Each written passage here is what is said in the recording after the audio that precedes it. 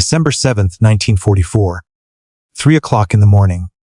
The operations room of the Imperial Japanese Navy, Combined Fleet Headquarters, hummed with the controlled urgency that had become routine in the fourth year of the Pacific War. But what Commander Takeshi Yamamoto was reading in the overnight intelligence reports was anything but routine. He read the message again, his hands steady despite what the words meant. Then he read it a third time, hoping he had misunderstood. He had not. Yamamoto walked quickly across the operations room to where Rear Admiral Shigeru Fukudome stood studying the large plotting table that dominated the center of the space.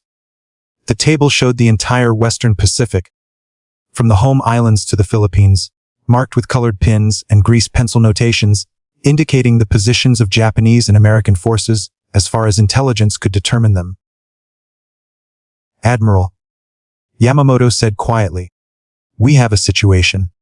Fukudome looked up from the plotting table. He was a veteran of 30 years in the Imperial Navy, a man who had commanded destroyers in the First World War and risen through the ranks to become one of the Combined Fleet's senior intelligence officers.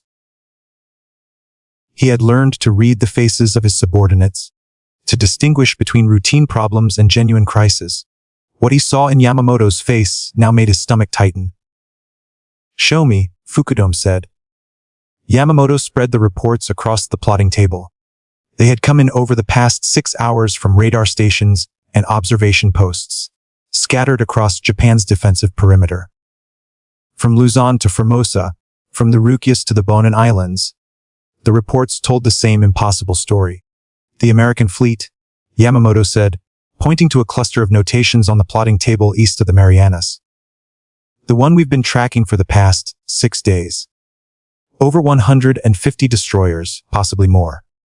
Admiral, they've disappeared." Fukudome stared at the plotting table. The notations showed the last known positions of the American force, tracked continuously since November 29th by multiple radar stations and reconnaissance aircraft. The force had been steaming west at 20 knots, maintaining a tight formation that suggested a major operation was imminent. Japanese intelligence had estimated the force at between 150 and 200 vessels, the largest concentration of American destroyers ever observed in the Pacific. And now, according to these reports, the entire formation had vanished from Japanese radar screens within the space of 20 minutes. "Equipment failure?" Fukudome asked, though he already knew the answer. "No, sir. All stations report their equipment is functioning normally. We've had them run diagnostics twice. There are no malfunctions, no atmospheric anomalies that would explain this. The American ships were there at 0240 hours. By 0300 hours, they were gone." Fukudome felt the weight of his 30 years of naval service pressing down on him. He had witnessed the attack on Pearl Harbor, the early victories in the Philippines and the Dutch East Indies, the disaster at Midway, the grinding attrition of the Solomon Islands campaign, the catastrophic losses at the Philippine Sea, and most recently the devastating defeat at Leyte Gulf.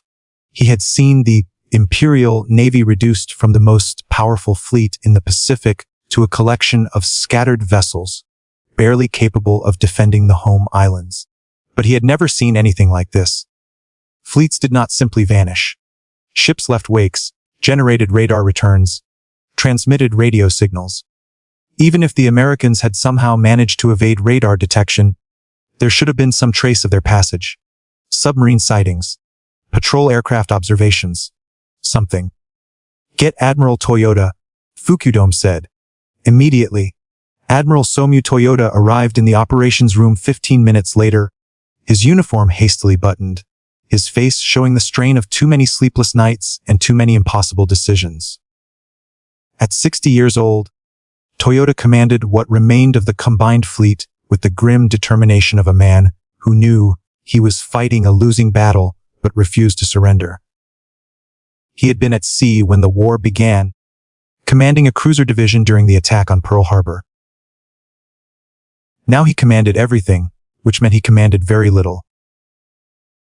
Toyota listened to Yamamoto's report without interruption, his eyes fixed on the plotting table. When Yamamoto finished, Toyota stood in silence for a long moment, his hands clasped behind his back in the characteristic pose he adopted when making difficult decisions. Possibilities, Toyota said finally. Fukudome had been considering this question for the past 15 minutes. They could have reversed course, returned to Pearl Harbor or the Marshalls for resupply. But our submarine picket lines would have detected such a movement. They could have scattered, dispersed into small groups to avoid detection. But that would be tactically unsound, leaving them vulnerable to our submarines and aircraft. They could have done something we don't understand. Toyota interrupted. Something we haven't anticipated. Something that falls outside our doctrine and our expectations. He turned to face his intelligence officers. Gentlemen, I need you to understand something. The Americans we are fighting now are not the Americans we fought at Pearl Harbor. They have learned from their defeats. They have adapted their tactics.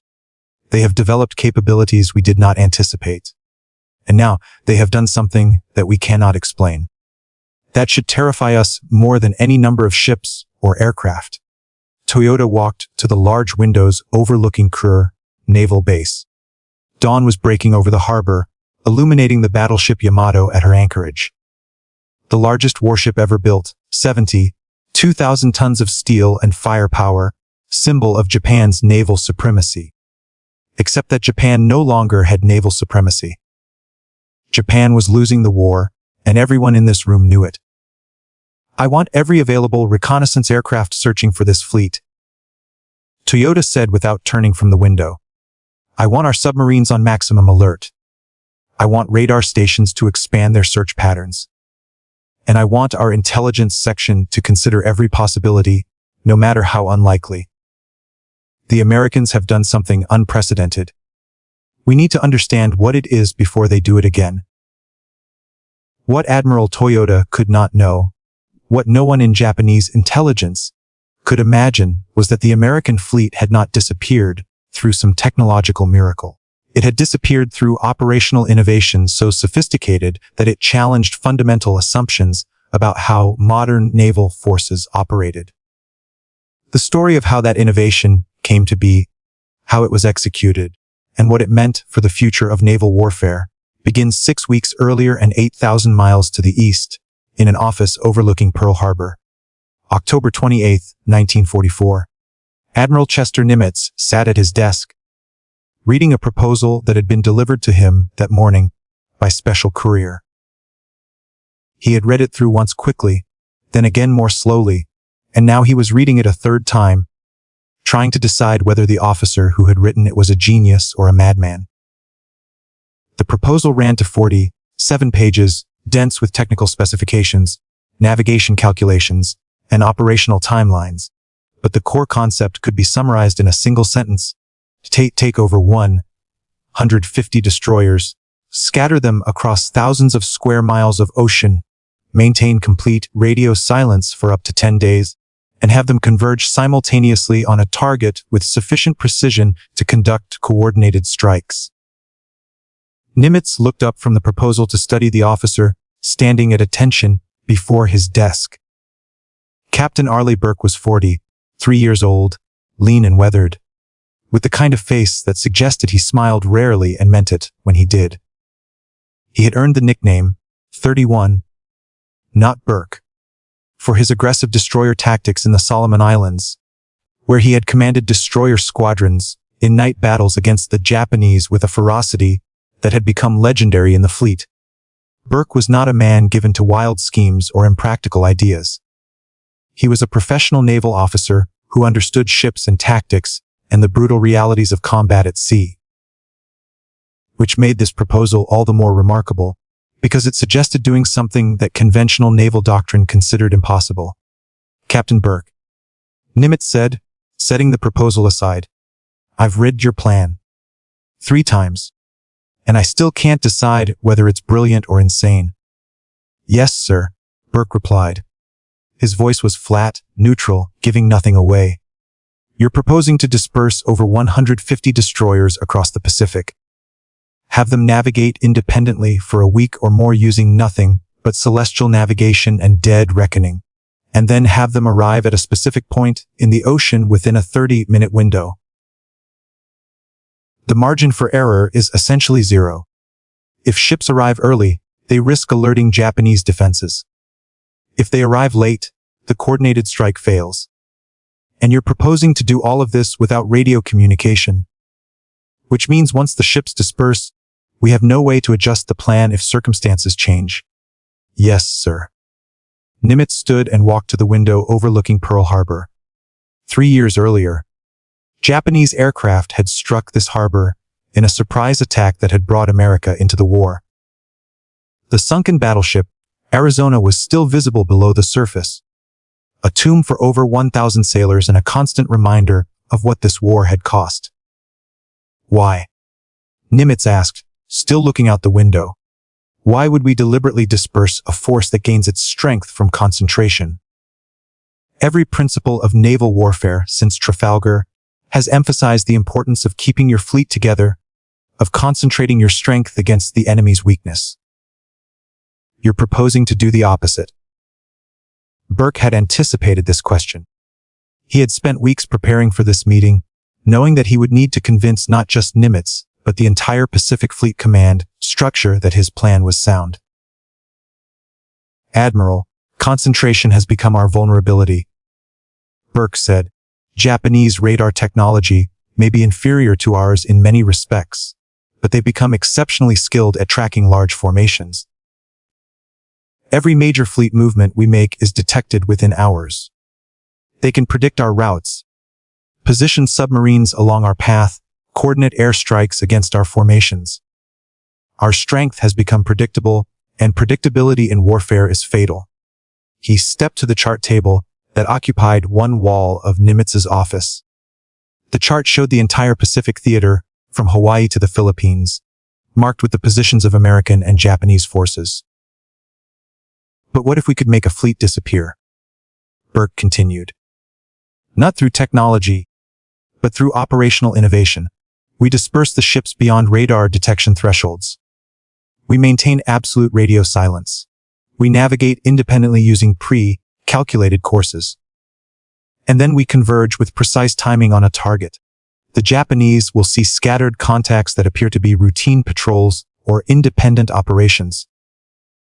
They won't realize they're seeing elements of a concentrated force until it's too late. Admiral Raymond Spruance entered the office at that moment. Spruance was the victor of Midway, one of the most respected tactical minds in the Navy, a man whose judgment Nimitz trusted completely. He had been invited to this meeting specifically to evaluate Burke's proposal with a critical eye. Spruance listened as Burke explained the concept again, his face expressionless.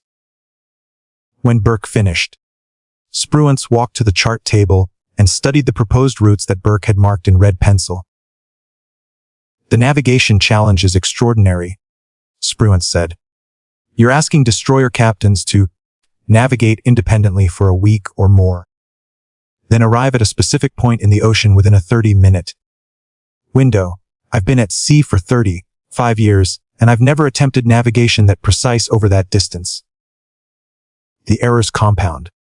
You're off by half a knot in speed estimation, or 1 degree in course, and over 500 miles that becomes a 20-mile position error. Multiply that across 150 ships, and you see the problem. It's been done before, sir, Burke replied. Not at this scale, but the principles are sound. During the age of sail, fleets routinely operated dispersed and converged for battle using nothing more than celestial navigation and pre-arranged rendezvous points. We have better tools now. Accurate chronometers, refined navigation tables, superior charts. What we lack is the institutional will to trust our navigators. Spruance smiled slightly. You're comparing modern destroyers to sailing ships. That's either very clever or very naive. I'm comparing navigation techniques, sir. The principles haven't changed. You take celestial fixes, you calculate your position, you adjust your course. The technology has improved, but the fundamental skill remains the same. And our destroyer captains are the best navigators in the world. We just haven't asked them to prove it. Nimitz returned to his desk and sat down. He picked up Burke's proposal again, flipping through the pages of navigation calculations and contingency plans. The planning was meticulous. Burke had calculated courses for every destroyer group, accounting for currents, prevailing winds, even the effects of Earth's rotation on navigation over extended distances. He had identified submarine positions along the routes that could surface briefly to broadcast encrypted course corrections, providing a safety net without compromising radio silence. The Japanese, Nimitz said slowly, are consolidating their remaining naval strength for what they believe will be a decisive battle. They're expecting us to come at them with everything we have. Carriers, battleships, the full weight of the Pacific Fleet in a concentrated formation they can track and intercept. Yes, sir. And instead, you want to hit them with a ghost fleet. Destroyers that appear from nowhere, strike, and vanish before they can organize a response. Yes, sir. The room fell silent. Outside, the sounds of Pearl Harbor drifted through the open windows. The clang of shipyard work, the distant drone of aircraft engines, the bustle of a naval base operating at wartime tempo. This was the machinery of American industrial might, producing ships and aircraft at a rate Japan could never match. But Burke was proposing something that had nothing to do with industrial superiority. He was proposing to win through operational art, through doing something the enemy considered impossible. Spruance spoke again. If this works, it changes everything, not just for this operation, but for how we think about naval warfare. Dispersion becomes a tactical option rather than a vulnerability. But if it fails, if ships get lost, if the timing falls apart, if Japanese surface forces catch our destroyers scattered and unable to support each other, we'll lose vessels and men for no gain. There's another consideration, Nimitz added. If we pull this off, the psychological impact on Japanese command may be as valuable as the material damage. Imagine being Admiral Toyota, watching a fleet of 150 destroyers vanish from your radar screens, then reappear striking targets you thought were secure. The uncertainty alone would be devastating. Nimitz stood and walked to the window again.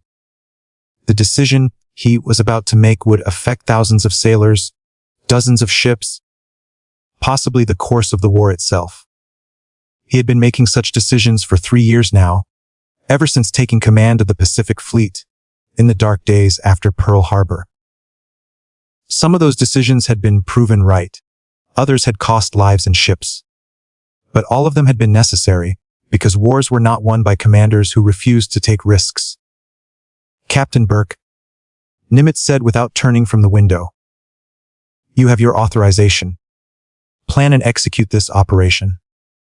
You'll have priority access to destroyers as they become available. I want detailed navigation plans for every vessel, contingency protocols for weather and mechanical failures, and communication procedures that maintain security while providing some flexibility. He turned to face Burke directly. But understand this. If you lose ships because of navigational errors or poor planning, that's on you. The Navy is giving you the rope. Don't hang yourself with it. Understood, sir. Thank you, sir. As Burke left the office, Spruance remained behind. He waited until the door closed, then turned to Nimitz with a slight smile. You realize he's going to pull it off, Spruance said. I know, Nimitz replied. That's what worries me. If Burke succeeds, we'll have to rethink everything we know about naval operations. And I'm too old to learn an entirely new way of fighting a war. We're all too old, Spruance said. But the Japanese are about to discover that age and experience mean nothing when someone changes the rules.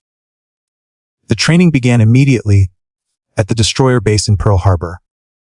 Over the following weeks, navigators from more than 150 destroyers attended intensive celestial navigation courses. These were skills that had been somewhat neglected in an era of radio beacons and radar guidance. Now they became critical.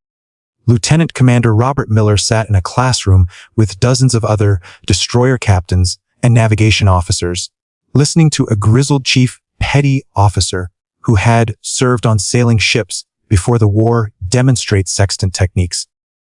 Miller had been commanding destroyers since 1942. He had fought in the Solomons, survived kamikaze attacks off Saipan, earned a Navy Cross for action at Leyte Gulf. He was comfortable with combat. But this operation made him uneasy in a different way. Combat was chaos, but it was immediate chaos. You could see the enemy, react, adapt. This operation required blind faith in mathematics and navigation tables, trusting that calculations made days in advance would bring his ship to a precise point in a vast ocean. "Gentlemen," the chief said, holding up a sextant, "you're going to be navigating the way your grandfathers did, except the stakes are higher." A merchant ship captain in 1890 who missed his landfall by 50 miles might lose some time and money. You miss your rendezvous by 50 miles, and the whole operation falls apart. So we're going to practice until you can take a celestial fix in your sleep. The practice runs began in early November. Destroyer divisions would depart Pearl Harbor, navigate to predetermined coordinates several hundred miles away, and attempt to arrive simultaneously within a 5-mile radius. The first attempts were humbling. Ships arrived scattered across 50 miles of ocean, some early, some late, positions off by significant margins. Commander James Harrison, a navigation specialist assigned to Burke's planning staff, analyzed the results with clinical precision. The problem is that small errors compound over time. He explained to the assembled destroyer captains, after the first practice run, "You're off by half a knot in speed estimation, or 1 degree in course, and over 500 miles that becomes a 20-mile position error. Now multiply that across 150 ships, and you see the challenge." Adjustments were made. Navigators learned to take multiple celestial fixes daily, checking positions constantly. Engine rooms received orders to maintain precise speeds, not approximately 15 knots, but exactly 15.0 knots, monitored continuously. Helmsmen practiced holding courses within 1 degree of assigned headings for hours at a time. By late November, the practice runs showed improvement. Destroyer groups were arriving within 10 to 15 miles of designated positions, close enough for tactical coordination. It wasn't perfect, but Burke judged it acceptable. Perfect was the enemy of good enough, and they were running out of time. The operational plan, code, named Operation Phantom Fleet, called for approximately 150 destroyers to depart Pearl Harbor in small groups over a 48-hour period. To observers, including Japanese intelligence agents known to be operating in Hawaii, the departures would appear routine. Destroyer divisions heading out on patrol, escort duties, or transit to forward bases. Nothing unusual. But every vessel would be bound for the same destination, strike positions off the Philippine coast. The routes would diverge initially, creating the appearance of separate operations, then gradually converge like spokes of a massive wheel. The dispersal phase would last 6 days, during which ships would maintain absolute radio silence and navigate independently.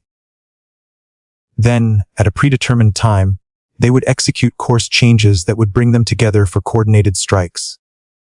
On November 28th, Burke received final authorization from Nimitz. The operation would commence the following day. Weather forecasts were favorable.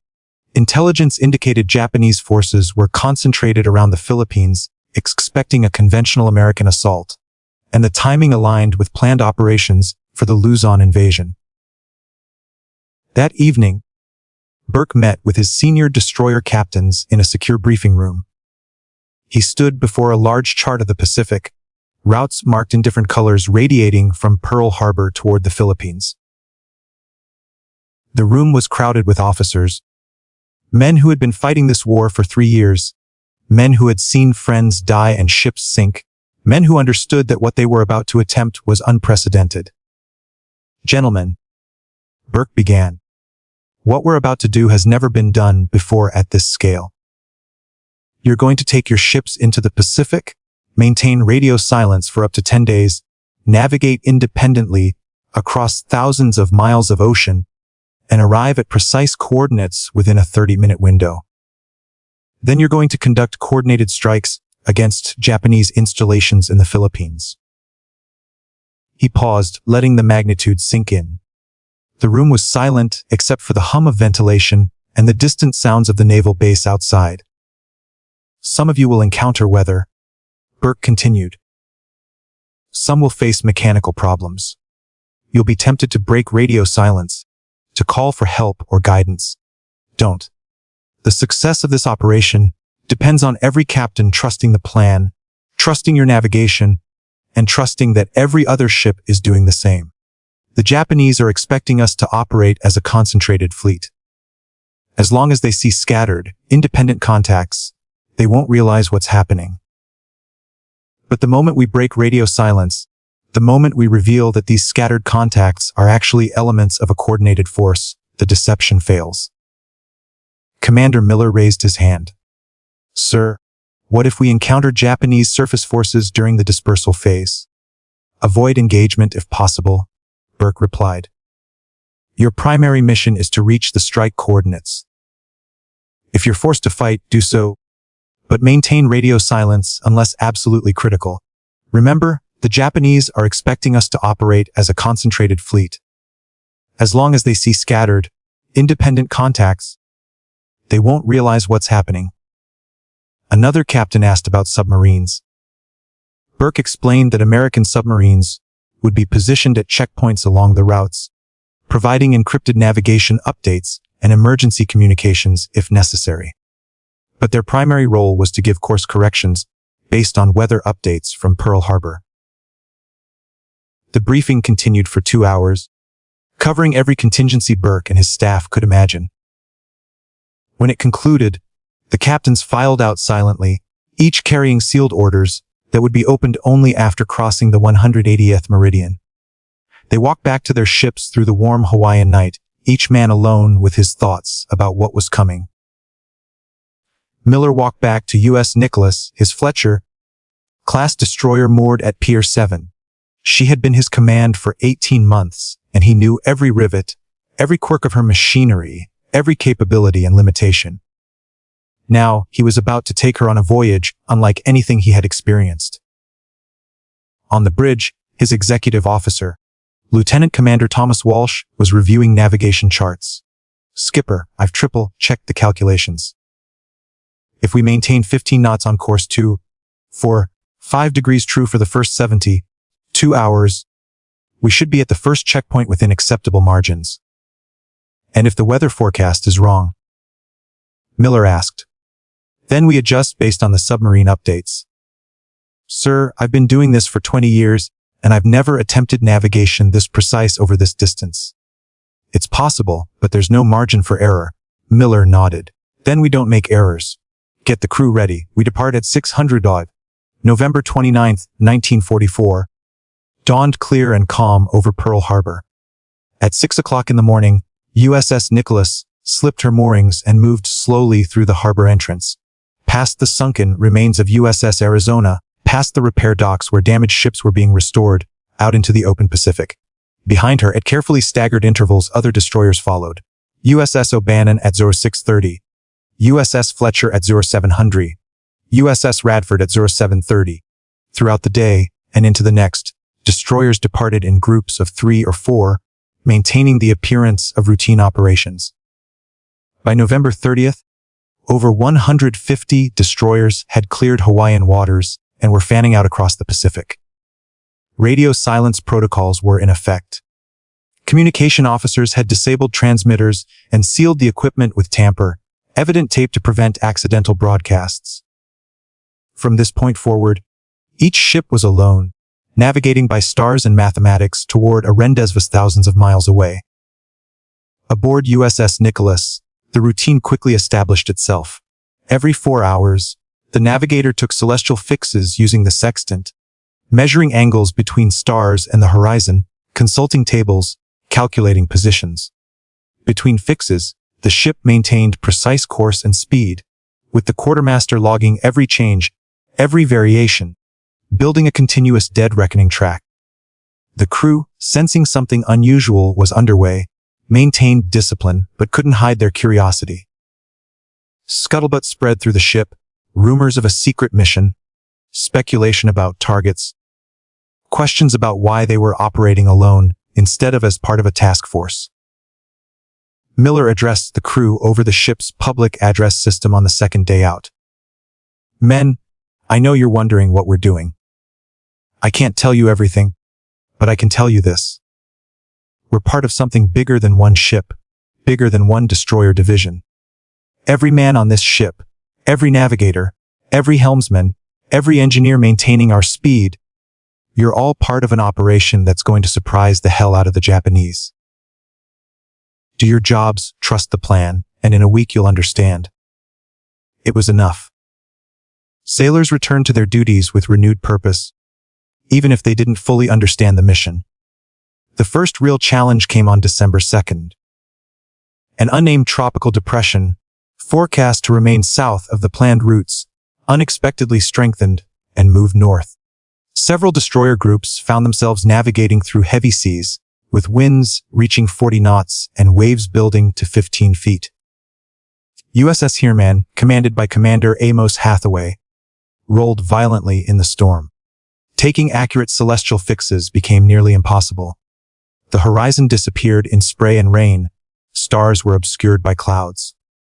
Hathaway was forced to rely entirely on dead reckoning, estimating position based on course and speed, knowing that errors were accumulating with every hour. At the first checkpoint, 500 miles west of Hawaii, the submarine USS Hake surfaced briefly on December 3rd. Lieutenant Commander Frank Quinlan transmitted encrypted course corrections based on updated weather data from Pearl Harbor. The broadcast lasted 90 seconds before Hake submerged, minimizing the risk of Japanese detection. Aboard destroyers equipped with the special low-frequency receivers, navigation officers copied the updates and adjusted their courses. For ships like USS Heermann that had been battling weather, the corrections were crucial. Hathaway discovered his dead reckoning position was off by nearly 20 miles, a potentially catastrophic error if left uncorrected. By December 4th, Japanese patrol aircraft began spotting isolated American destroyers. A Mitsubishi G4M bomber reported 3 destroyers steaming northwest at 20 knots, roughly halfway between Hawaii and Wake Island.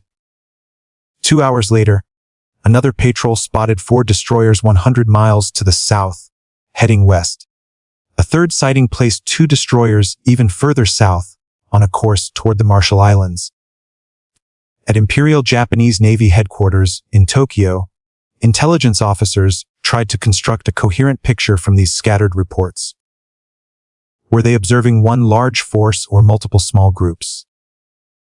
The sightings didn't fit any recognizable pattern. American destroyers appeared to be wandering across the central Pacific without clear purpose or coordination. Admiral Toyota reviewed the reports with growing concern. American destroyer movements suggested some kind of major operation, but the dispersed nature of the sightings was baffling. Japanese naval doctrine assumed large forces operated as concentrated units for mutual protection.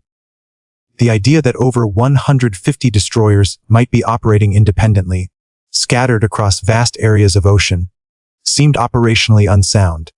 "Continue tracking," Toyota ordered. "I want every sighting plotted, every course analyzed.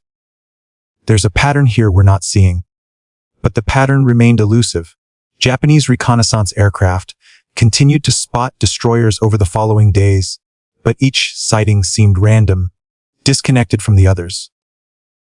Intelligence officers debated whether they were observing routine patrol operations, a redeployment of forces, or something more significant. On December 5th, the picture seemed to clarify. Radar stations across the Central Pacific began detecting what appeared to be a large American naval formation approaching from the east. Operators at Truk observed returns indicating dozens of vessels approximately 800 miles distant, heading west at high speed.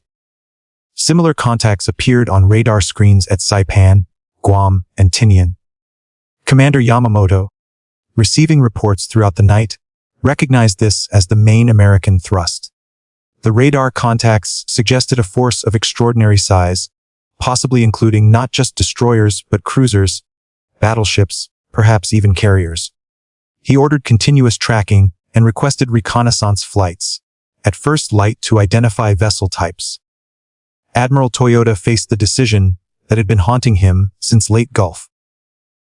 Commit Japan's remaining naval forces to battle, or preserve them for a later engagement. The American formation's size and composition were uncertain, but its objective seemed clear: a major strike against Japanese installations in the Philippines, or possibly Formosa. At 8 o'clock in the morning on December 6th, Toyota convened his staff to evaluate options. Vice Admiral Matomi Ugaki, who had survived the sinking of the super battleship Musashi at Lake Gulf, argued for immediate action. We should concentrate our battleships and cruisers for a surface engagement, supported by land-based aircraft from Philippine airfields. The Americans appear to be operating with a destroyer heavy force. Our remaining capital ships could inflict significant damage. Rear Admiral Matsuda urged caution. We should wait for clearer intelligence on American strength and intentions. Radar tracking alone cannot distinguish vessel types. These contacts might represent a less formidable force than we assume. Moving our fleet exposes it to American submarines and aircraft. The debate continued through the morning as tracking stations reported the American formation maintaining course and speed toward the Philippines. By noon, Japanese headquarters had plotted the enemy force to reach strike range of Luzon within 24 hours. Toyota made his decision. The fleet would sortie, moving to intercept positions while remaining within range of land-based air support. They would avoid decisive engagement until reconnaissance confirmed the enemy's composition, but they would be positioned to strike if opportunity presented itself. Then, at 3 o'clock in the morning on December 7th, the impossible happened. Across the Central Pacific, radar operators watched as the American formation simply dissolved. Contacts that had been tracked continuously for over 24 hours faded from screens within 20 minutes. Chief Petty Officer Tetsuo Yamamoto, manning the main search radar at Truk, initially assumed equipment failure. But diagnostics showed all systems functioning normally. He contacted neighboring stations. They had lost contact simultaneously. The American fleet, that concentration of naval power that had been approaching the Philippines, had vanished. What Japanese radar operators could not see, what their commanders could not imagine, was this. Across hundreds of thousands of square miles of Pacific Ocean, over 150 destroyers were executing the most complex naval maneuver ever attempted.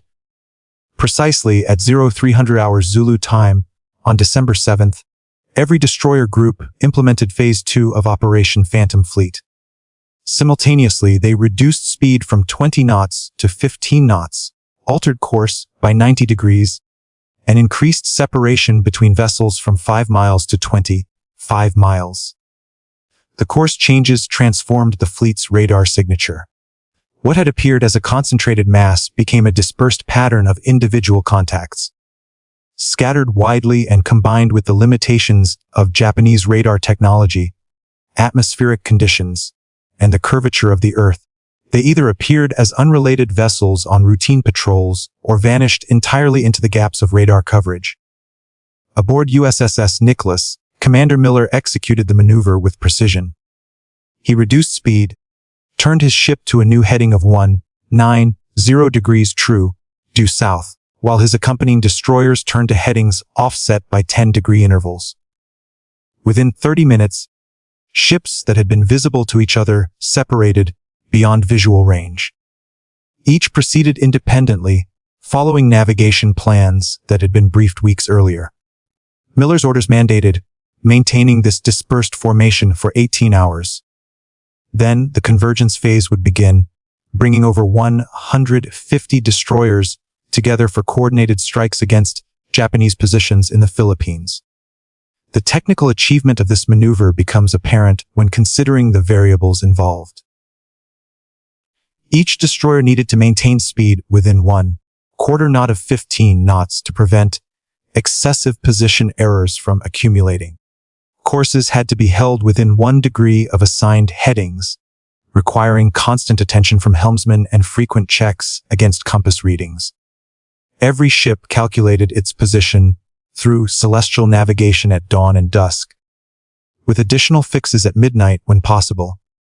The coordination required to bring hundreds of independently operating vessels to the same location at the same time, without radio communication, represented a level of operational complexity never before attempted in naval warfare. It succeeded because of meticulous planning, rigorous training, and the skill of American destroyer crews who had been honed by 3 years of Pacific combat. Weather continued to challenge navigators throughout December 7th. The tropical depression that had complicated earlier sailing had intensified into a tropical storm, tracking northwest toward Luzon. Destroyer groups on southern routes encountered the storm's outer bands, with winds reaching 40 knots and seas building to 20 feet. USS Heermann, still commanded by the determined Hathaway, rolled through violent squalls that sent loose equipment crashing and injured 3 sailors. Hathaway briefly considered breaking radio silence to request instructions, worried about maintaining the schedule, but he decided operational security took precedence over his personal uncertainty. He would navigate through the weather and trust that other captains were doing the same. The submarine USS Hake surfaced at the second checkpoint on the night of December 7th, broadcasting updated meteorological information and course corrections. The storm's track would clear the target area by December 10th, leaving conditions suitable for the strike. Lieutenant Commander Quinlan also relayed a message from Admiral Dönitz commending the destroyers for their navigation precision based on submarine position reports. The encouragement was timely. Crew morale aboard the destroyers was suffering from the strain of independent operations without information about how the overall operation was progressing. Japanese search aircraft, flying expanded patrol patterns on December 8th, attempted to relocate the vanished American fleet. They spotted individual destroyers, but failed to recognize them as elements of a coordinated force. A Betty bomber reported a destroyer steaming south at moderate speed, approximately 400 miles east of the Philippines. Another patrol observed 2 destroyers proceeding independently on parallel courses, separated by 50 miles. A third aircraft spotted a destroyer conducting what appeared to be anti-submarine patrols. The reports, evaluated at Tokyo headquarters, described scattered American units engaged in routine operations. There was no indication of the massive, coordinated force that had been tracked just days earlier. Admiral Toyota, frustrated by the intelligence failure, suspected American deception but could not determine its nature. The radar contacts had been real ships in the Western Pacific, but their current locations and intentions remained mysterious. Japanese doctrine assumed large naval forces operated as concentrated units for mutual protection and coordinated action. The possibility that over 150 destroyers might be operating independently, scattered across vast areas of ocean, yet moving toward a common objective, seemed tactically unsound. Staff officers dismissed this explanation as inconsistent with sound naval practice. Toyota faced pressure from Imperial General headquarters in Tokyo to locate and engage the American force. The Navy was expected to prevent further territorial losses, to demonstrate that Japan could still defend its empire. But committing the fleet without clear intelligence risked exposing Japan's last significant naval forces to destruction by submarines and aircraft. The Admiral ordered continuous air searches throughout December 8th and 9th, while keeping his battleships and cruisers at their anchorages, ready to sortie, but preserved until intelligence clarified the situation. December 9th marked Phase 3 of Operation Phantom Fleet. Across the Western Pacific, destroyer groups simultaneously altered course toward predetermined convergence coordinates 300 miles east of Luzon. The navigation plans carried by each captain specified exact course changes at precise times, transforming scattered vessels into spokes of a wheel, pointing toward a common center. Commander Miller checked his calculations 3 times before ordering USS Nicholas onto a new heading of 270 degrees true due west at 0600 hours. his sister ships 25 miles distant and beyond the horizon, executed identical course changes.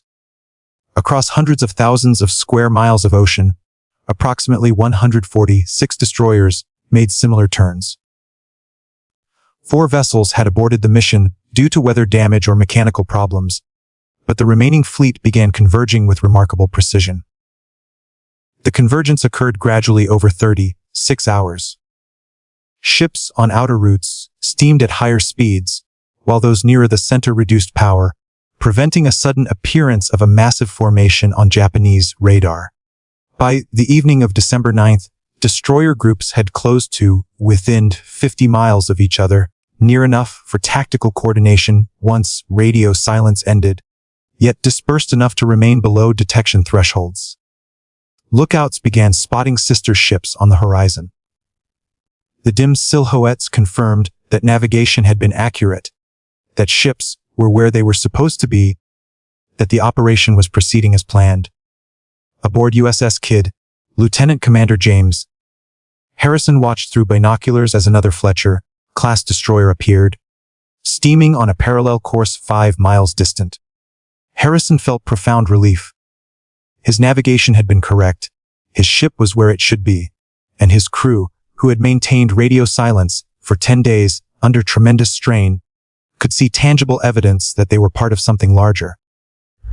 Weather conditions improved on December 10th as the tropical storm moved away from the Philippines, leaving clear skies and moderate seas. The improving conditions were fortuitous for the final convergence phase. Destroyer groups needed good visibility for visual communications, as signal lamps would replace radios for exchanging brief messages, confirming identities, and verifying positions without broadcasting radio signals that Japanese direction-finding stations might detect. Commander Burke, the operations architect, now commanded a lead destroyer division approaching the convergence point. He felt the accumulated tension of 10 days of planning and execution. His reputation as an aggressive, innovative tactician rested on his willingness to challenge conventional thinking. But this operation pushed far beyond innovation. Over 140 destroyers operating as a dispersed fleet represented either a significant advance in naval warfare or a catastrophic failure of operational judgment. The next 24 hours would determine which. The first rendezvous occurred at Zoliter 300 hours on December 10th. 12 destroyer groups, 48 vessels total, arrived simultaneously at the primary convergence point, with navigators finding their ships within 5 miles of assigned positions. This represented a navigational achievement of the highest order. The destroyers maintained spacing, avoiding bunching into a concentrated formation, instead arranging themselves in a loose grid, covering approximately 200 square miles of ocean, close enough for tactical coordination, dispersed enough to remain difficult to track. Additional destroyer groups arrived throughout December 10th. By noon, over 100 vessels had reached the operational area. By evening, approximately 146 destroyers occupied positions in a vast formation, stretching across 400 square miles east of Luzon. Japanese radar stations detected increased activity, but could not develop a clear picture of what they were observing. The dispersed formation appeared as diffuse contacts rather than a definable fleet concentration. Admiral Toyota received reports of American naval activity east of the Philippines on the evening of December 10th, but he remained uncertain about enemy intentions.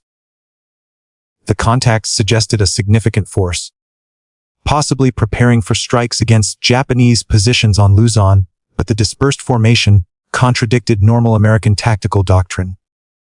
Vice Admiral Ugaki argued the deployment might indicate an amphibious operation, with destroyers screening transport vessels not yet visible on radar. Other staff officers suggested anti-submarine picket lines or patrol operations. The truth, which would be pieced together only after the war through analysis of both American and Japanese records, was this. Operation Phantom Fleet had achieved its primary objective. A force of unprecedented size had maneuvered into strike range of major Japanese installations while maintaining tactical surprise through dispersion and radio silence. The approximately 146 destroyers carried over 705-inch guns capable of delivering devastating shore bombardment. What happened next would depend on whether Japanese forces could organize an effective response before American intentions became clear. December 11, 1944. Radio silence ended at 0400 hours when Admiral Raymond Spruance transmitted the execute order from his flagship. Approximately 146 destroyer captains, released from 10 days of communication isolation, received their final strike orders. The sudden burst of radio traffic, encrypted and transmitted in rapid fire bursts, activated tactical plans that had been prepared weeks earlier. The dispersed destroyer formation transformed into 6 attack groups, each with specific targets along the Philippine coast. Commander Burke's division, 16 destroyers designated Task Group Able, received orders to strike Japanese installations at Lingayen Gulf, where intelligence indicated Imperial Navy supply depots were supporting operations against American forces in late. Burke's ships formed into a column, increased speed to 25 knots, and raced westward through the pre-dawn darkness toward their bombardment positions. Similar columns formed throughout the operational area, as destroyers organized into tactical formations, the dispersed grid coalescing into coordinated strike forces. Japanese coastal radar detected the incoming American vessels at 0500 hours, developing clear pictures of multiple destroyer formations approaching at high speed.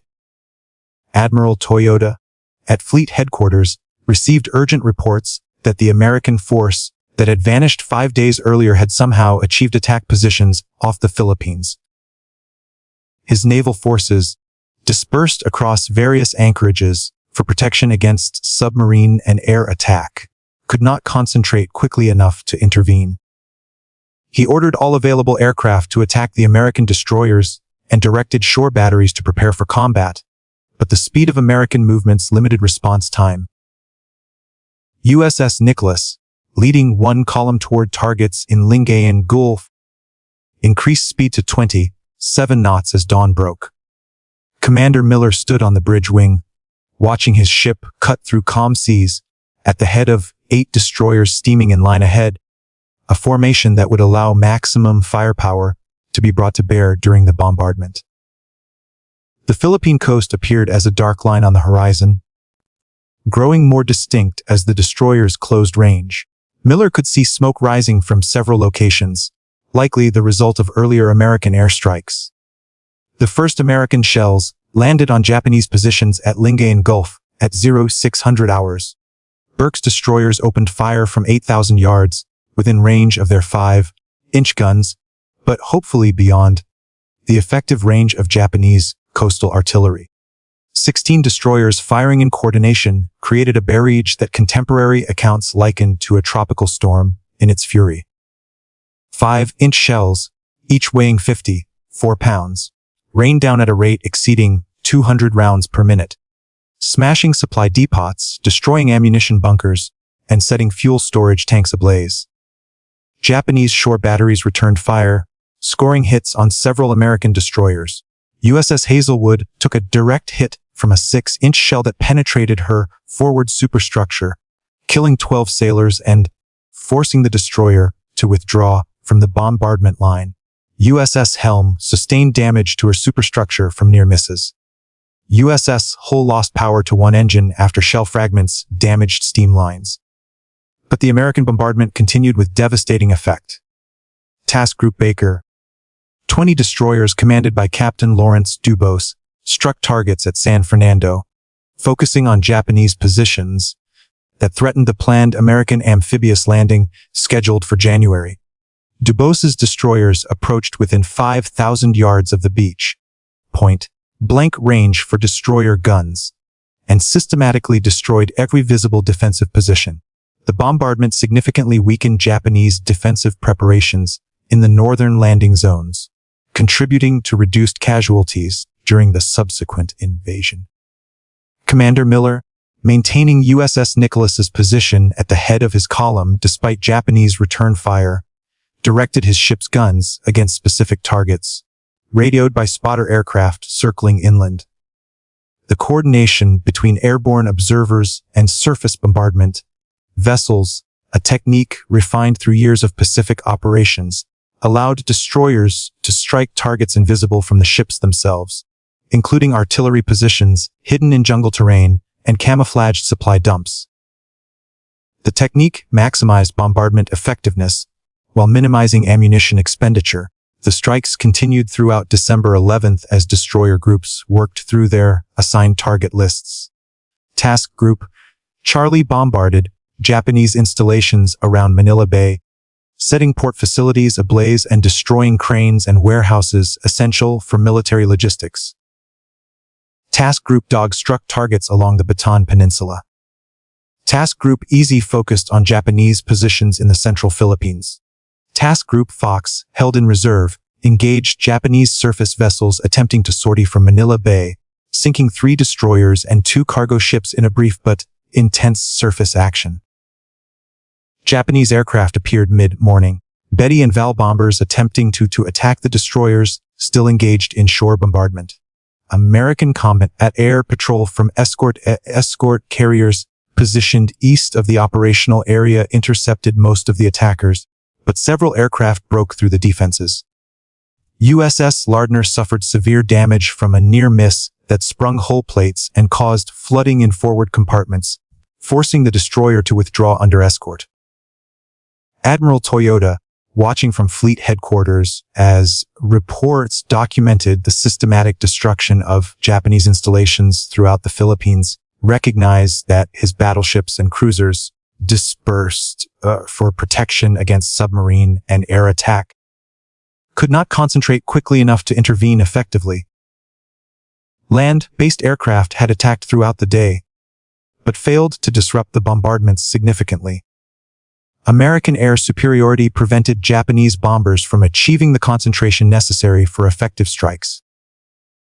By the evening of December 11th, approximately 146 American destroyers had expended over 100,000 rounds of 5-inch ammunition, equivalent to several hundred heavy bomber sorties. The bombardment had destroyed fuel reserves that Japan could not easily replace, weakened defensive positions that would have to be rebuilt under constant air attack, and demonstrated that the Imperial Navy was struggling to defend even critical installations against determined American attacks. December 12th found Admiral Toyota confronting the collapse of Japan's defensive strategy in the Philippines. Overnight reports had documented the extent of the damage, losses that crippled Japanese ability to resist the coming invasion. The Admiral convened an emergency conference with his senior officers to assess options, but the conversation quickly devolved into recriminations about intelligence failures and debates over how over 140 American destroyers had achieved complete surprise. Commander Yamamoto, bearing responsibility for the intelligence failure, presented his analysis. The Americans had dispersed their fleet across vast areas of ocean, maintained absolute radio silence, navigated independently for over a week, then converged with precise timing on their targets. Japanese doctrine had assumed that large naval forces required constant radio communication for coordination, making them vulnerable to direction, finding and tracking. The Americans had disproved this assumption through superior navigation and meticulous planning, executing an operation that Japanese staff officers had considered operationally impossible. Vice Admiral Igaki, still haunted by his survival when so many had perished at Leyte Gulf, spoke with barely controlled anger. We have been fighting the Americans as if they were bound by the same operational limitations we face. We assumed their destroyers required constant communication, tight formations, predictable patterns. They have demonstrated that our assumptions were wrong. They navigated independently across thousands of miles of ocean and converged with precision we cannot match. This is not simply a tactical defeat.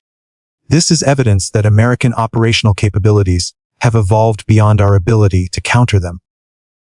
The silence that followed Igaki's assessment was profound. Every officer in the room understood the implications. If American forces could disperse and concentrate at will, maintaining radio silence that prevented tracking while executing complex maneuvers with precision, then Japanese defensive strategies based on detecting and intercepting concentrated enemy formations had become obsolete. Admiral Toyota stood at the window overlooking Kure Naval Base, watching the battleship Yamato at her moorings. The massive vessel represented Japan's commitment to traditional naval power, the belief that superior firepower and armor could decide naval battles. But the Americans had just demonstrated that operational innovation could achieve strategic effects without engaging Japan's remaining capital ships at all. They had struck where and when they chose, inflicted significant damage, and withdrawn before Japanese forces could respond effectively. Gentlemen, Toyota said without turning from the window, we must acknowledge reality. The Americans have achieved a level of operational sophistication that we did not anticipate. They have transformed dispersal from a vulnerability into a tactical advantage. They have demonstrated navigation capabilities that allow independent operations over extended distances. And they have shown that radio silence, rather than being a limitation, can be a form of operational security that prevents us from tracking their movements. He turned to face his officers. The question now is not how this happened, but what we do about it. The Americans will invade Luzon, probably within weeks. Our installations have been damaged, our supplies depleted, our defensive positions weakened. We must decide whether to commit our remaining naval forces to contest the invasion, knowing the Americans can repeat this kind of operation, or preserve our strength for the defense of the home islands. The debate that followed would shape Japan's naval strategy for the remaining months of the war. Some officers argued for aggressive action, committing everything to prevent the loss of the Philippines. Others advocated preservation of forces for the inevitable battle for Japan itself. Toyota, recognizing that Japan's strategic position had become untenable regardless of which course he chose, ultimately decided to preserve the fleet. The battleships and cruisers would remain at their anchorages, protected by anti-submarine nets and air cover, held in reserve for a final decisive battle that might never come. The American destroyer fleet, having completed its bombardment missions, began withdrawing on December 12th. The withdrawal was executed with the same precision as the approach, with destroyer groups dispersing along different routes to complete Japanese tracking. Some vessels proceeded directly to forward bases in the Admiralty Islands for resupply and repairs. Others returned to Pearl Harbor for maintenance. A few remained on station, conducting anti-submarine patrols and providing gunfire support for subsequent operations. Commander Miller brought USS Nicholas into Manus Island on December 18th, his ship's crew exhausted, but exhilarated by what they had accomplished. The destroyer had expended over 700 rounds of 5-inch ammunition during the bombardment, worn out 2 gun barrels that would need replacement, and sustained minor damage from near misses. But she had completed her mission, navigated over 5,000 miles with precision, and contributed to an operation that would be studied for generations. As Nicholas tied up at the pier, Miller watched his crew secure the ship with practiced efficiency. These men, many of them barely out of their teens, had executed one of the most complex naval operations in history.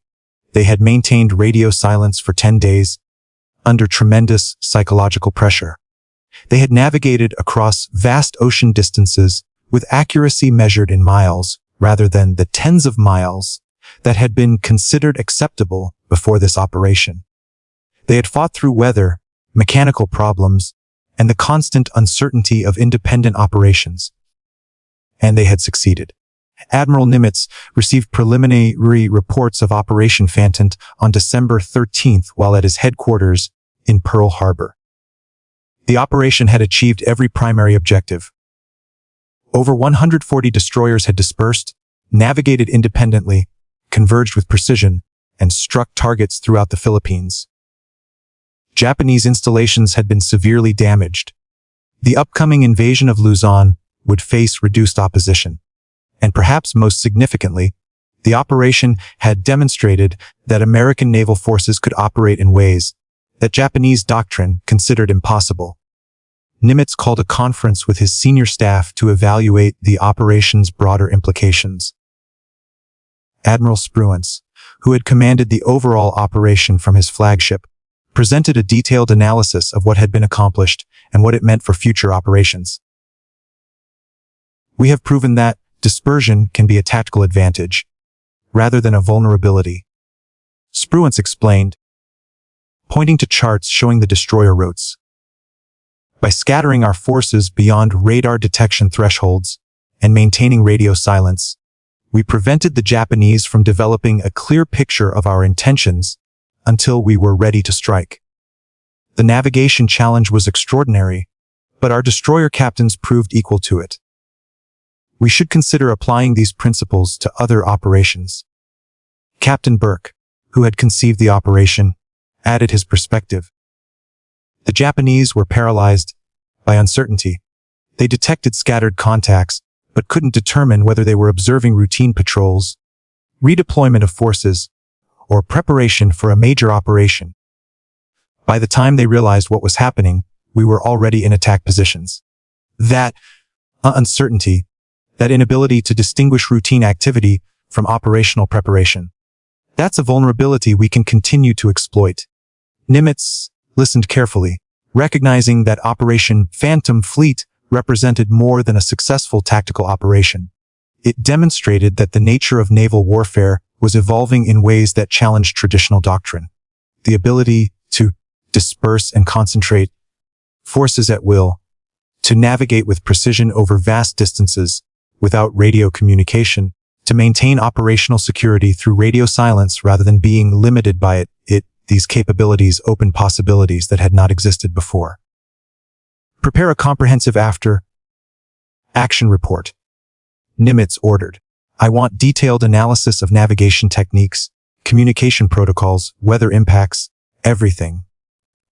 This operation succeeded, but we need to understand exactly why it succeeded so we can replicate the success. And I want recommendations for future operations that might employ similar principles." The after-action analysis, compiled over the following weeks, identified several factors that had contributed to the operation's success. Superior navigation training had enabled destroyer captains to achieve unprecedented precision over extended distances. Meticulous planning had accounted for weather, currents, and the myriad variables that affected ship movements. Rigorous operational security had prevented intelligence leaks that might have compromised the operation. And perhaps most importantly, the operation had exploited Japanese assumptions about how American forces would operate, using enemy doctrine against itself. But the analysis also identified limitations and risks. The operation had succeeded partly because weather conditions had been generally favorable. Severe storms could have scattered the destroyer groups beyond their ability to reconverge. The operation had required 10 days of radio silence, during which commanders had no ability to adjust plans based on changing circumstances. If Japanese forces had sortied aggressively during the dispersal phase, isolated destroyer groups might have been overwhelmed before they could concentrate for mutual support. The analysis concluded that operations like Phantom Fleet represented high-risk, high-reward endeavors suitable for specific circumstances, but not appropriate for routine application. The navigation demands, the communication constraints, and the requirement for near-perfect execution meant that such operations should be reserved for situations where the potential benefits justified the risks. Admiral King, Chief of Naval Operations in Washington, reviewed the analysis with intense interest. King had built his reputation on aggressive tactics and willingness to challenge conventional thinking. Operation Phantom Fleet aligned perfectly with his operational philosophy. He directed that the techniques developed for the operation be incorporated into destroyer training programs, and that planning staffs evaluate potential applications for future operations. The Japanese analysis of Operation Phantom Fleet conducted in the months following the operation, reached different conclusions but arrived at similar recognition of the operation's significance.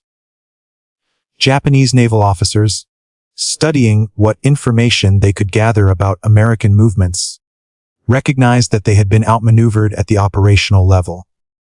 The Americans had not won through superior firepower or overwhelming numbers, though they possessed both. They had won through superior operational art, through understanding how to exploit Japanese assumptions and limitations. Captain Tamichi Hara, one of Japan's most experienced destroyer commanders, wrote extensively about the operation in his post-war memoirs. The Americans demonstrated that modern naval warfare requires more than courage and fighting spirit. Hara reflected. They showed that operational innovation, meticulous planning, and superior navigation could achieve strategic effects that traditional tactics could not match. We were trained to fight battles. They were trained to win wars. That difference proved decisive.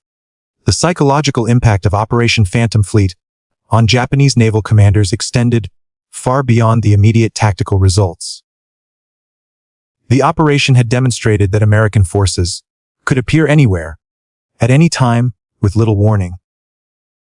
Japanese defensive planning, which had relied on detecting American fleet movements and positioning forces to intercept them, had to account for the possibility that American fleets might evade detection entirely until they were ready to strike.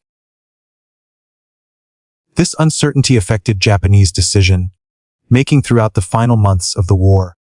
When American forces invaded Iwo Jima in February 1945, Japanese commanders hesitated to commit naval forces, uncertain whether the invasion fleet represented the actual threat or whether another Phantom Fleet might be approaching elsewhere. When American forces landed on Okinawa in April 1945, similar hesitation delayed Japanese responses. The memory of December 1944, when over 140 American destroyers had achieved complete surprise, haunted Japanese operational planning. Admiral Toyota, in his post-war interrogation by American intelligence officers, acknowledged the operation's impact. After December 1944, we could never be certain what we were seeing on our radar screens represented reality. Toyota explained, every contact might be real or might be deception. Every concentration of forces might indicate an actual operation or might be designed to draw our attention away from the real threat. That uncertainty paralyzed our decision-making. We became reactive rather than proactive, responding to American initiatives rather than executing our own plans. The technical legacy of Operation Phantom Fleet influenced naval operations throughout the remainder of World War II and into the post-war era. The navigation techniques developed for the operation became standard training for destroyer officers. The radio silence protocols demonstrated that large forces could operate without constant communication if properly planned. The dispersal tactics showed that concentration and dispersion were not binary choices but could be employed flexibly depending on operational requirements. The Cold War saw extensive application of these principles. American and Soviet naval forces both developed capabilities for dispersed operations, recognizing that concentration made fleets vulnerable to nuclear weapons. The ability to scatter forces across vast ocean areas, then concentrate rapidly for strikes, became a fundamental element of naval doctrine. Submarines, which had always operated independently, refined techniques for coordinated attacks without radio communication. Surface action groups practiced dispersal and concentration maneuvers that traced their lineage directly to Operation Phantom Fleet. The human stories behind Operation Phantom Fleet emerged gradually over the decades following the war. Many of the destroyer captains who had executed the operation went on to distinguished careers in the post-war Navy. Some rose to flag rank, commanding carrier battle groups and numbered fleets. Others retired after the war, returning to civilian life with memories of an operation that remained classified for years. Commander Miller, who had commanded USS Nicholas during the operation, continued in the Navy until 1960, retiring as a rear admiral. In a 1975 interview for the Naval Institute's Oral History program, Miller reflected on what the operation had meant to him personally. "We proved that American sailors could do things that everyone said were impossible," Miller said. "Navigate independently for 10 days across thousands of miles of ocean and arrive within 5 miles of where we were supposed to be. The old salts said it couldn't be done with steam-powered vessels. We did it. Maintain radio silence for over a week with a force of 140 ships. The communications experts said it was operationally unsound. We did it. The operation succeeded because we stopped listening to people who told us what couldn't be done and started figuring out how to do it anyway." Lieutenant Commander Walsh, Miller's executive officer aboard Nicholas, left the Navy after the war and became a professor of navigation at the Merchant Marine Academy. He taught celestial navigation to generations of merchant officers, always emphasizing the importance of precision and the need to trust mathematical calculations even when intuition suggested otherwise. Operation Phantom Fleet taught me that navigation is not just a technical skill, Walsh told his students. It's a form of operational art. The ability to position your vessel exactly where it needs to be, exactly when it needs to be there. That's what enables everything else. Without precise navigation, the entire operation would have failed. Captain Burke, the operations architect, was promoted to Rear Admiral in 1945 and eventually became Chief of Naval Operations, serving from 1955 to 1961. His tenure was marked by continued emphasis on operational innovation and willingness to challenge conventional thinking. Burke rarely spoke publicly about Operation Phantom Fleet, but colleagues noted that the operation's principles, dispersal, concentration, surprise, precision, appeared repeatedly in his strategic thinking throughout his career. The operation's impact on naval warfare doctrine became fully apparent only in the decades following World War II, as military analysts studied what had been accomplished and why it mattered.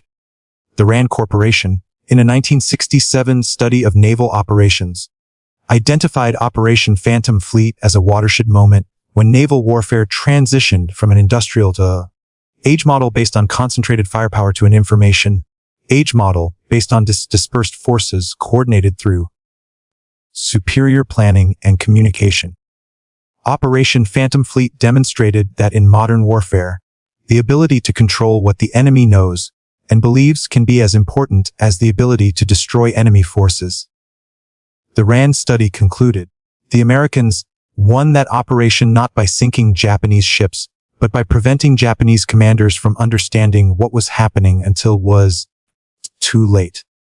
That represents a fundamental shift in how naval power operates. Soviet naval theorists, studying Operation Phantom Fleet as part of their analysis of American naval capabilities, reached similar conclusions. Admiral Sergei Gorshkov, who commanded the Soviet Navy from 1956 to 1985, incorporated lessons from the operation into Soviet naval doctrine. Soviet submarines practiced coordinated attacks without radio communication, using pre-arranged timing and navigation to converge on targets. Soviet surface action groups developed dispersal tactics designed to complicate American targeting while maintaining the ability to concentrate rapidly for strikes. The operation also influenced the development of naval technology in unexpected ways.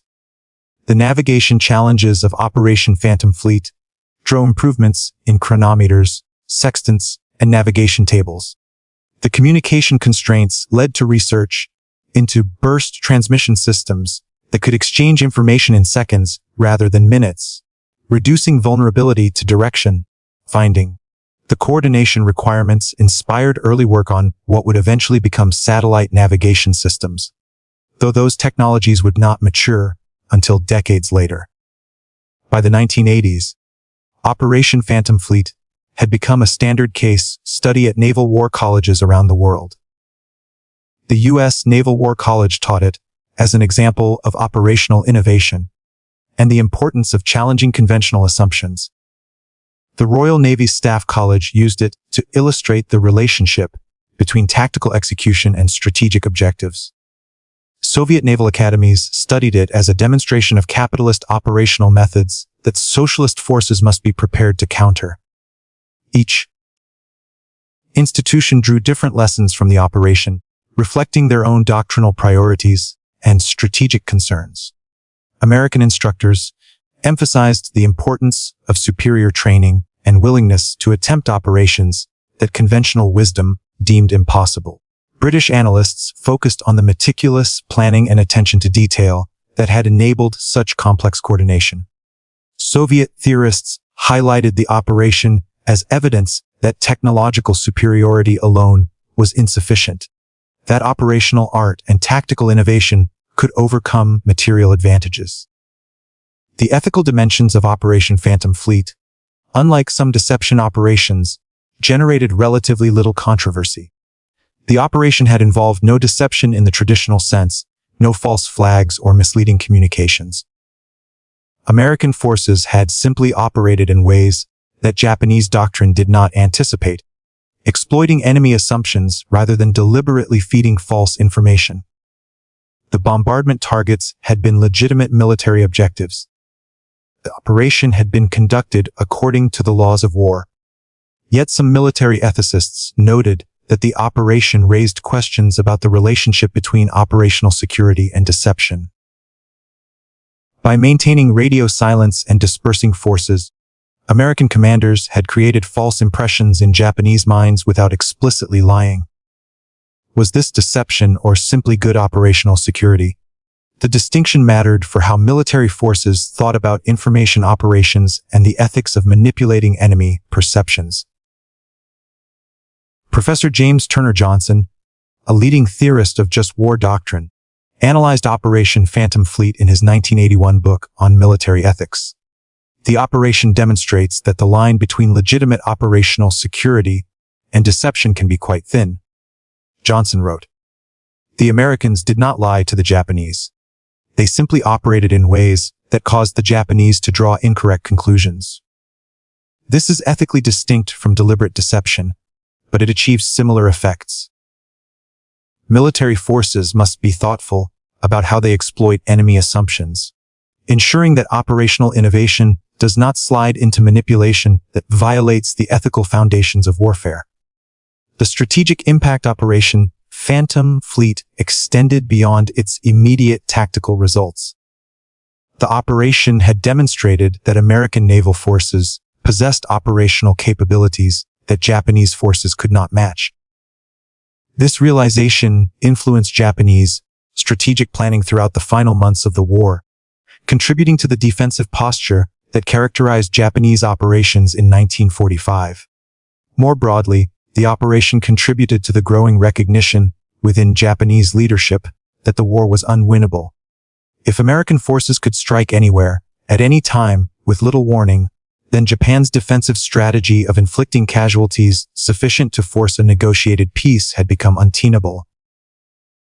This recognition, combined with the devastating strategic bombing campaign and the Soviet entry into the war, contributed to Japan's decision to surrender in August 1945. The counterfactual question, what would have happened if Operation Phantom Fleet had failed, occupied military historians for decades. The most likely scenario was that Japanese defensive preparations in the Philippines would have been more effective, potentially increasing American casualties during the Luzon invasion. Some historians argued that a failed operation might have emboldened Japanese commanders, encouraging them to commit their remaining naval forces more aggressively in subsequent battles. Others contended that the operation's strategic impact was more limited. By December 1944, Japan's defeat was inevitable given American advantages in industrial production, technological development, and military manpower. Operation Phantom Fleet may have accelerated certain operations and reduced casualties, but it did not fundamentally alter the war's outcome. The truth likely lies between these positions. The operation achieved significant tactical and operational results, demonstrated innovative approaches that influenced naval warfare for decades, but occurred within a broader strategic context, where American advantages were already decisive. The modern relevance of Operation Phantom Fleet remains a subject of debate among contemporary military strategists. Some argue that the operations principles, dispersal, radio silence, precision navigation, have been superseded by modern technology. Satellite navigation systems eliminate the navigation challenges that made the operation so difficult. Satellite surveillance makes dispersal less effective as a means of avoiding detection. Secure digital communications enable coordination without the radio silence that constrained commanders in 1944. Others contend that the operation's fundamental principles remain applicable. Modern military operations still require the ability to disperse forces to reduce vulnerability, while maintaining the capability to concentrate for strikes. The proliferation of sensors and surveillance systems makes operational security more challenging, but also more important. The ability to operate in communications, denied environments, whether due to jamming, cyber attacks, or deliberate radio silence, remains a critical capability. The United States Navy's Distributed Maritime Operations concept, developed in the '10s, draws explicitly on lessons from Operation Phantom Fleet. The concept envisions naval forces operating dispersed across vast areas, maintaining operational security through emissions control and deception, then concentrating rapidly for strikes using pre-planned coordination and secure communications. The technology has evolved dramatically since 1944, but the operational principles remain recognizable descendants of what Captain Burke and his destroyer captains accomplished in the Western Pacific. On December 10, 2024, 80 years after Operation Phantom Fleet, the U.S. Navy held a commemoration ceremony at Pearl Harbor. Descendants of the destroyer crews who had executed the operation gathered to honor the achievement and remember the men who had made it possible. No veterans survived, the last participant having passed away in 2019 at the age of 97, but their legacy lived on in the doctrine, training, and operational concepts that continued to shape naval warfare. Admiral Samuel Paparo, commander of U.S. Pacific Fleet, spoke at the ceremony about what Operation Phantom Fleet meant for contemporary naval operations. 80 years ago, American destroyer crews did something that everyone said was impossible. Paparo said, "They navigated across thousands of miles of ocean with precision measured in miles, not tens of miles. They maintained radio silence for over a week, while coordinating the movements of 140 ships. They struck with surprise and withdrew before the enemy could respond effectively. They proved that operational innovation and superior execution could overcome any material disadvantage." He continued, "Today, we face different challenges, different technologies, different threats, different strategic circumstances. But the fundamental lesson of Operation Phantom Fleet remains relevant. Success in naval warfare requires more than superior technology or overwhelming numbers. It requires the willingness to challenge conventional thinking, the courage to attempt operations that others consider impossible, and the skill to execute with precision under the most demanding circumstances. That's the legacy those destroyer crews left us. That's what we honor today."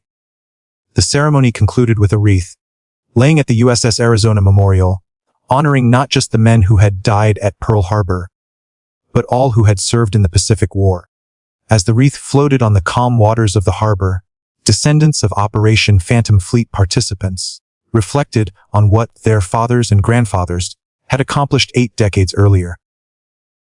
Sarah Mitchell, whose grandfather had commanded USS Heermann during the operation, spoke about discovering her grandfather's role only after his death. "Never talked about the war," Mitchell said. "After he died, we found his papers, including a detailed log he had kept during Operation Phantom Fleet. Reading that log, understanding what he and his crew had done, it was overwhelming. They had navigated through a tropical storm, maintained position within miles of where they were supposed to be, and executed their mission with precision. And he never mentioned it. He just went back to his life, raised a family, worked as an accountant." The humility of that generation, the sense that they were just doing their duty, it's remarkable. The technical documentation of Operation Phantom Fleet, declassified gradually over the decades following the war, filled archives at the Naval War College, the National Archives, and various research institutions. Navigation logs, after-action reports, intelligence assessments, personal diaries, and official correspondence provided detailed records of how the operation had been planned and executed. Researchers studying these documents continued to discover new insights into the operation's complexity and the challenges that had been overcome. Dr. James Hornfisher, a naval historian who wrote extensively about the Pacific War, spent years researching Operation Phantom Fleet for a book published in 2018. His research revealed details about the operation that had not been widely known, including the extent of the navigation challenges, the psychological strain of maintaining radio silence for extended periods, and the narrow margins by which the operation had succeeded. What struck me most, Hornfisher wrote in his book's introduction, was how close the operation came to failure at several points. Weather nearly scattered the destroyer groups beyond their ability to reconverge. Navigation errors accumulated that might have prevented some ships from reaching their assigned positions. Japanese reconnaissance aircraft came within miles of discovering the convergence before it was complete. The operation succeeded not because it was easy, but because the men executing it refused to fail. They navigated through storms, corrected errors, maintained discipline under tremendous pressure, and accomplished something unprecedented. The Japanese perspective on Operation Phantom Fleet, documented in post-war interrogations, memoirs, and official histories, provided important context for understanding the operation's impact. Japanese naval officers, reflecting on how they had been outmaneuvered, recognized that the operation represented more than tactical innovation. It demonstrated that American operational capabilities had evolved to a level that Japanese forces could not match. Captain Atsushi Oi, a Japanese naval staff officer who had been involved in analyzing American operations during the war, wrote candidly about Operation Phantom Fleet in his 1975 memoir. We were fighting according to doctrine that assumed certain operational limitations applied to all naval forces. O wrote, what assumed large fleets required constant radio communication. We assumed dispersed forces were vulnerable. We assumed navigation over extended distances would produce significant position errors. The Americans disproved every assumption. They operated in ways we had not imagined possible. That was not simply a tactical defeat. It was evidence that we were being outthought at the operational level. The legacy of Operation Phantom Fleet, measured not in ships sunk or territory captured, but in its influence on how naval forces thought about warfare, proved more enduring than the operation's immediate tactical results. The destroyers that had executed the operation eventually were scrapped or sunk as targets. The men who had commanded them passed away. But the principles they had demonstrated, that dispersal could be a tactical advantage, that radio silence could enhance rather than limit operational effectiveness, that precision navigation enabled operational possibilities that had not existed before, these principles became foundational elements of modern naval warfare. In the final analysis, Operation Phantom Fleet succeeded not because American forces possessed overwhelming technological superiority, though they did, and not because they had unlimited resources, though they had far more than Japan. The operation succeeded because American naval officers were willing to challenge conventional wisdom, to attempt operations that doctrine said were impossible, and to trust that superior training and meticulous planning could overcome any obstacle.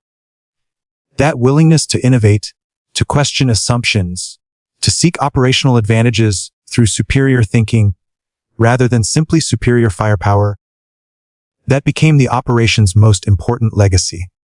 It influenced how the U.S. Navy approached operations for the remainder of World War II and throughout the Cold War. It shaped the development of naval doctrine, training programs, and technological systems. And it established a cultural expectation within the naval service that innovation and operational excellence were not just desirable but essential. The Phantom Armada that appeared off the Philippines in December 1944 140 destroyers that had navigated across thousands of miles of ocean with unprecedented precision, struck with devastating effect, and withdrew before Japanese forces could respond, demonstrated what was possible when operational art reached its highest expression. The fleet was real, the ships and men were real, the damage they inflicted was real. But to Japanese commanders trying to understand what had happened, trying to explain how such a large force had achieved complete surprise, the operation seemed almost phantom-like in its execution. That combination of real capability and phantom-like execution, of tangible results achieved through methods that seemed almost impossible, that was the essence of Operation Phantom Fleet. It was an operation that changed naval warfare, not through revolutionary technology, but through evolutionary thinking, not through overwhelming force, but through superior operational art. And 8 decades later, its lessons remained as relevant as they had been in December 1944, when American destroyer crews proved that the impossible was merely difficult, and that difficulty was no excuse for not trying. The story of Operation Phantom Fleet is ultimately a story about human capability, about what becomes possible when training, planning, courage, and skill combine in pursuit of a common objective. It is a story about innovation in the face of conventional wisdom that said certain things could not be done. It is a story about the evolution of warfare, about how operational art can achieve strategic effects that firepower alone cannot produce. And it is a story about legacy, about how the achievements of one generation shape the possibilities available to those who follow. The destroyers that executed Operation Phantom Fleet have long since disappeared, scrapped or sunk, returned to the steel from which they were forged.